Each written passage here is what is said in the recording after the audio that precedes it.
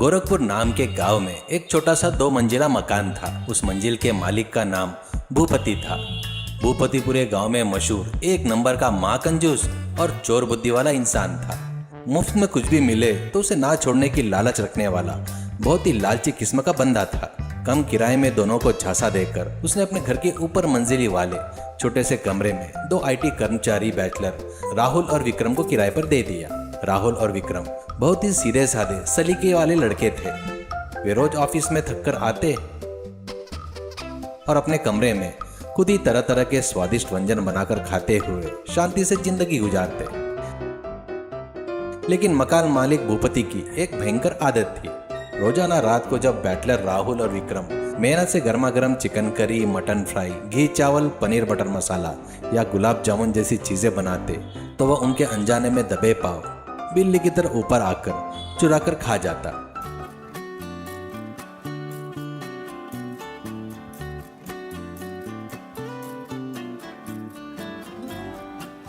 बाद में जब वे देखते तो बर्तन साफ मिलते तो मानो लोमड़ी चाट गई हो। एक दिन सुबह सुबह राहुल रसोई में गया और बर्तन को देखकर दंग रह गया।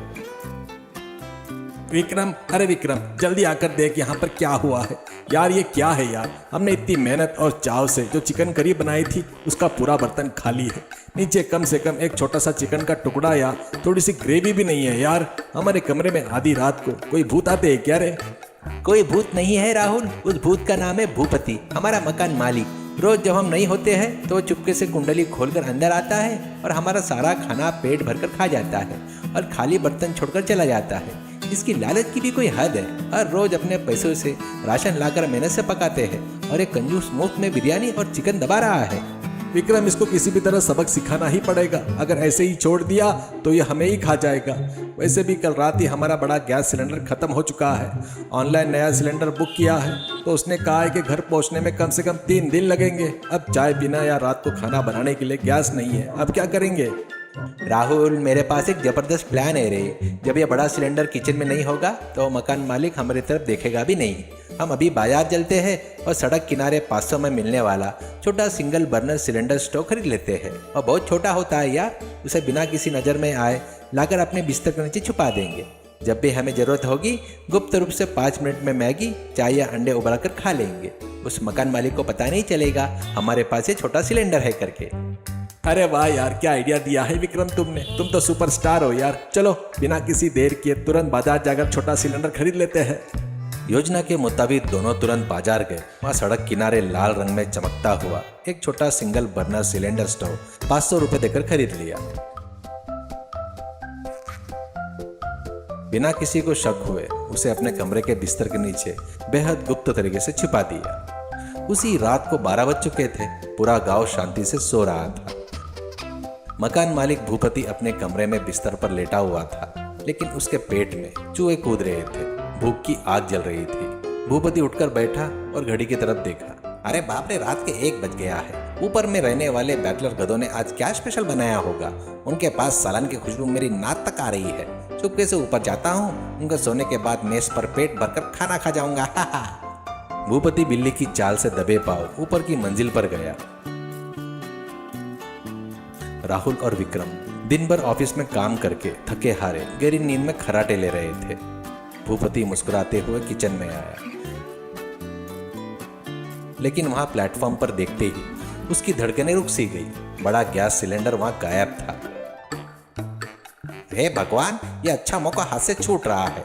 लगता है इन बैचलर लड़कों का बड़ा सिलेंडर खत्म हो गया है, इसलिए आज कोई खाना नहीं बनाया। लेकिन मेरे पेट में तो चूहे कुचोल रहे हैं रे बाबा। शायद कोई फल या बची हुई रोटी मिल जाए तो जरा ढूंढता हूँ।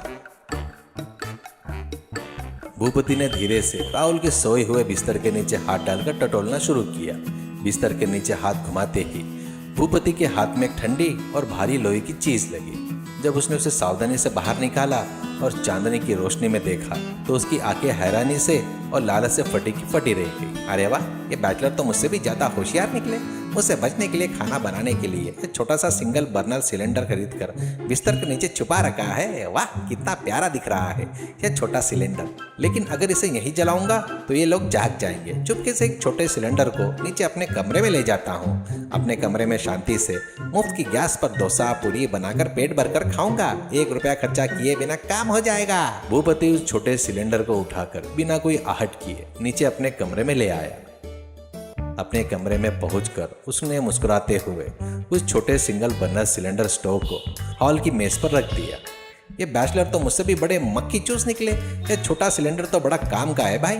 इस पर मुफ्त में खाना बनाऊंगा तो गैस का बिल भी बचेगा और बिजली का बिल भी बचेगा। बिना 1 रुपये खर्चा किए पेट भर जाएगा। मेरी बीवी बच्चे मायके गए हैं तो आज मैं अपनी कुकिंग का हुनर दिखाता हूँ। भूपति ने नोजल घुमाया, माचिस की तीली जलाकर आग लगाई।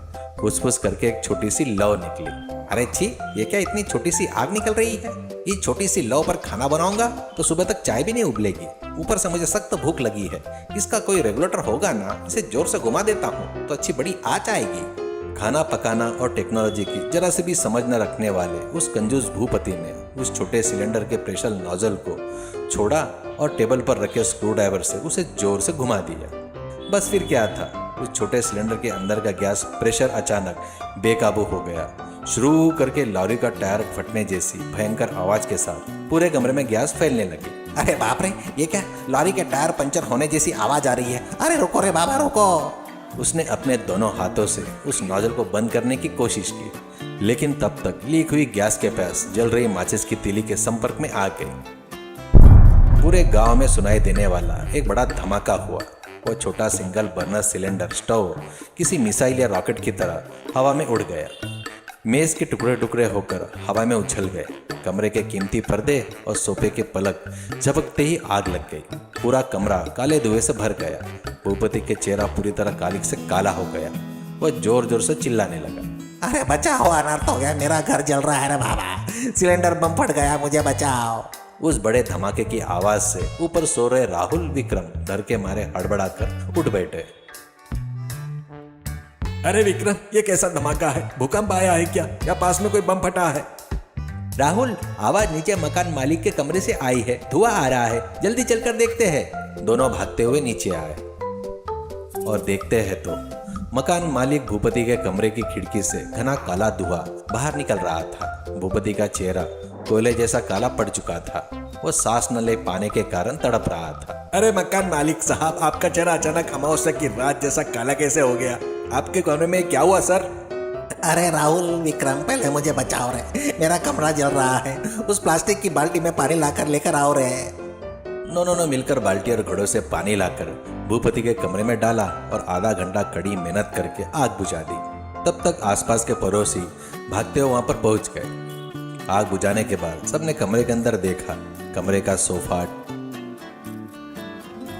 टीवी, पेंटिंग, सब कपड़े जलकर राख हो चुके थे। कमरे के बीचों बीच काला पड़ा हुआ छोटा सा सिंगल बर्नर सिलेंडर पिचका हुआ पड़ा था।